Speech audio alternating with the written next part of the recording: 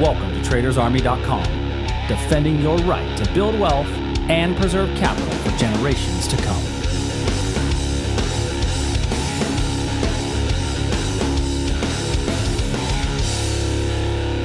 Welcome everybody to the Daily Market Commentary. I am your host, Charlie Fulkerson, and joined by my dad, Chuck Fulkerson. For those new to the channel, please hit that subscribe button down below. You will get the updates as they float by. Nice job, Charlie. Welcome, everybody. Hope everybody had a great trading day yesterday.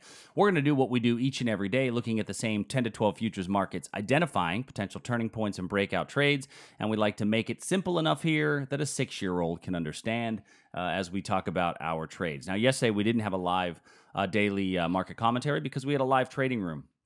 And so some of the levels that you're going to see on the chart today came from yesterday's live trading room examples, but some of those haven't met entry yet, and they'll still be available for us to take a look at. Most of them did make entry yesterday, and so we'll review from an educational perspective why they did and what that means. So starting with the S&P.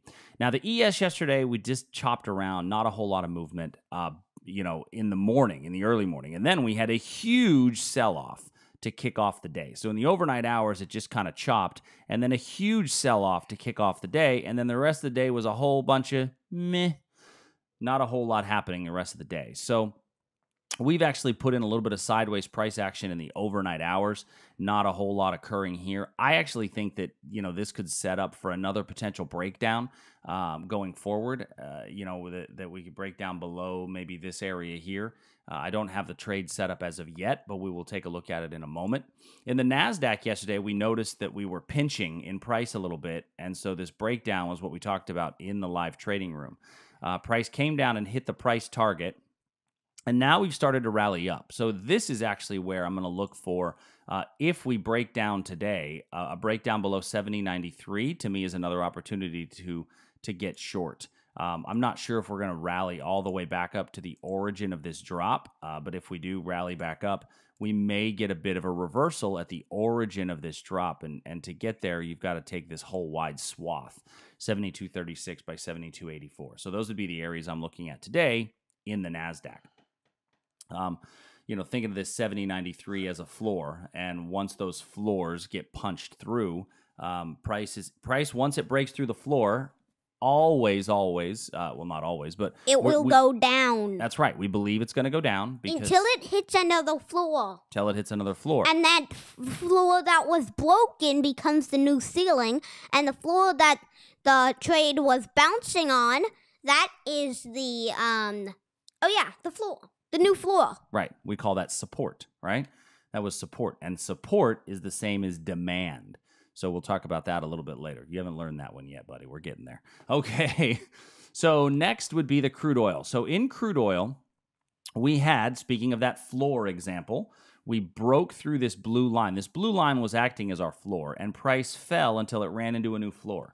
And think about a rubber ball. Once it bounces off, once we drop a rubber ball on the floor, which way is it going to bounce, Charlie?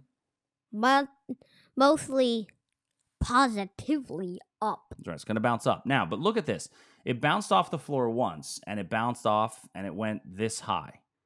The second time that it bounced off the floor, is it going to go as high? What do you think? If you drop a ball on the floor, does it bounce the same height every time, or does it bounce lower each time? Bounce lower.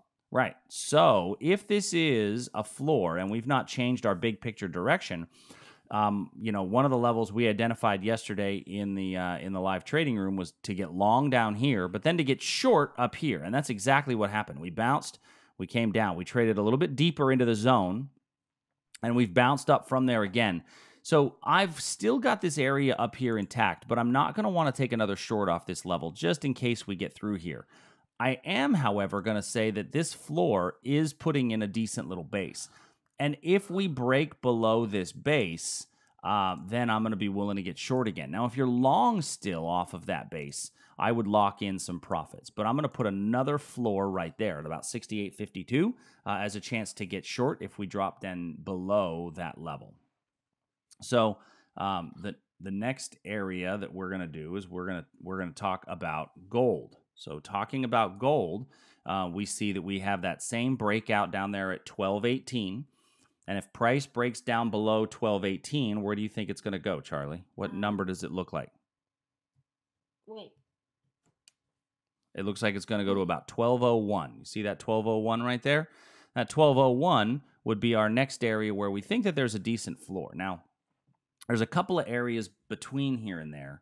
And those couple of areas between here and there where we have a little bit of basing, those do not have, in my mind, as much demand as the level down below because they're kind of in the middle of this thrust higher. Now, interestingly enough, the time of day that they're formed is a pretty good time of day. It's right around market open. But down this one, actually, I like a bit better because it's right around the European market open. So as far as a long, there's a potential, I guess, to take a long if you want to take a breakout long above, you know, some of these highs up in here. It's getting to that point where it might be worth taking a long to run it up to this region. I'm not willing to quite do that yet because, you know, even though we did break above our 4-hour channel, we finally have broken above that 4-hour channel. I'm still not, you know, quite ready to take a long on that bad boy as of yet. So looking at the bonds and our currency markets. So in our bonds, we had a level set up yesterday in the 10-year note. We also found it in the 30-year. Price rallied up into that level, and now it's done a whole lot of meh, right? I personally don't like a level that when price gets there, it sits there for longer than 6 hours. If I'm taking an hourly chart, if it gets to the level and it's there for more than 6 candles, I typically want to close that thing out. It's not working out my direction. So I'm actually going to get rid of these lines. If you got short on this level, I think it's definitely time to consider at least moving that stop to break even and looking at what's my next play. And right now, you know, this level that we have way down here was found on the daily chart, but it's not really doing a whole lot. So I'm going to remove that level down below us as we're still just kind of in that chopping phase. A lot of wicks on the daily chart, and that's because we've kind of found this base. So, you know, not a big movement out of this level up here that we found as potential supply, but it is moving just a little bit. In the Aussie, we still have our floor down below. The Aussie, we got a little bit of a confirmation style entry that worked out yesterday. And we talked about moving our stop to break even, and we did. And then price came back down and immediately stopped you out at break even, which is totally okay, right? That's going to happen. And in sideways price markets, that occurs. So I'm not going to add anything new to this level. In the euro, so our level, looking at our euro trade, we had a little bit of this area identified off of a 15-minute chart. Now, this one was what we call a touch and go.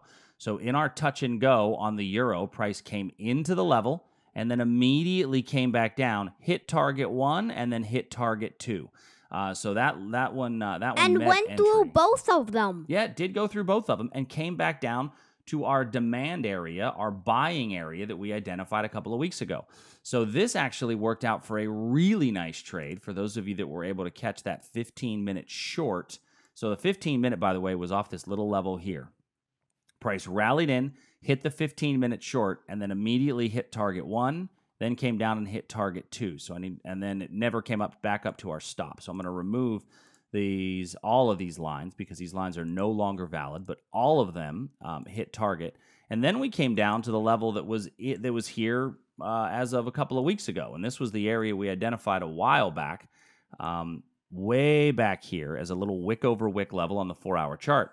Price came into here, and we've started to get a little bit of a move out of it. So if you took the long on this, on the reversal, you've gotten a fairly nice profit. I would say that you've gotten at least a 2-to-1 profit, maybe even a 3-to-1. Maybe it's time to take that stop and lock in some profits.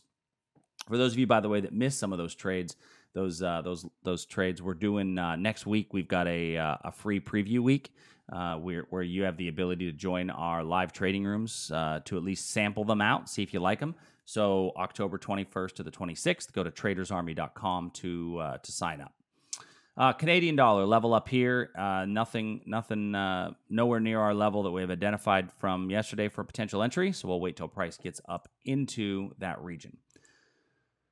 Great British Pound, Japanese Yen. So taking a look at our pound trade. So in the pound, we identified a potential breakout or potential reversal trade on a confirmation style entry. This is why we do confirmation style entries. Look at this. Price came down in, blew right through the level, which means no entry. and no entry is a good entry in this case. So I'm going to remove that level because we didn't, there's no reason to enter the trade. When I look at it on the 4-hour chart, we're sitting at an area where we could get a breakdown from. And so what I'm going to do now is identify this line here as a potential breakout short.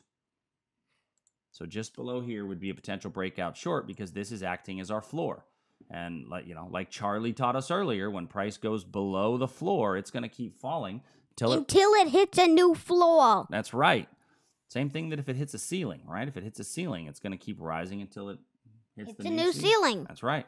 Our copper level med entry, very nice move out of our copper level. Now's the time to take your stop in copper. Move it up to underneath 7506, right underneath this big move here. I feel like this level has been used up and is no longer valid. So if you took that copper trade, good on you. Japanese yen, our floor level is still down below us in that area. So as far as this weekend, I am not, I've been very cautious about holding things over the weekend. I will tell you, I would probably be more comfortable holding a short over the weekend than I would a long. So if it's in your trading plan to hold a short or hold something over the weekend, make sure that you understand the risks that are involved with that. I look forward to seeing all of you on Sunday evening for our swing trading room. Like I said, it's a free preview week, so go to tradersarmy.com to sign up, see if you'd like to get a chance to join us. And until the weekend edition, we'll see you Sunday. Say bye to everybody, Charlie. Bye. And once again, for you new to the channel, make sure to hit that subscribe button down below.